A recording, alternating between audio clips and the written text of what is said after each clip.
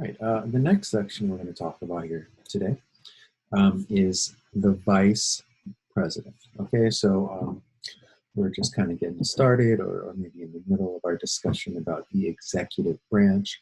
And the executive branch is more than just the president, it's the vice president, and it is his cabinet members and all of the people who work for the agencies that fall underneath that category, which we'll get into in a few days or maybe tomorrow.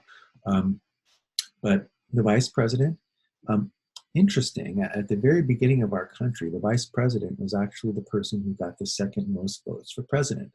But very soon after that took place, I think maybe the third election of our country or the fourth, um, they make the change so that the president chooses his vice president and the two of them run together, where I think George Washington took first place and like John Adams took second. So that made John Adams his vice president. We saw a slight change there at the beginning of this country.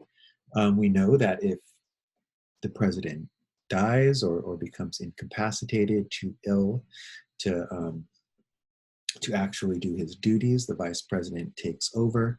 Um, this has happened 9 times where the vice president takes over, although little things also count. Like I remember during Bush's presidency, he had a surgery, like a real minor surgery, Bush Jr., Bush the second, and Dick Cheney took over like for the hour or two that he was under, because if theoretically something had happened, if we had been attacked, if there was a major issue that took place, another September 11th type situation maybe, there would have to be someone ready to make decisions.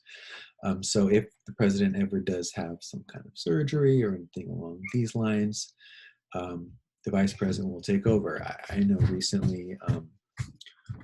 Daddy, my vote just won in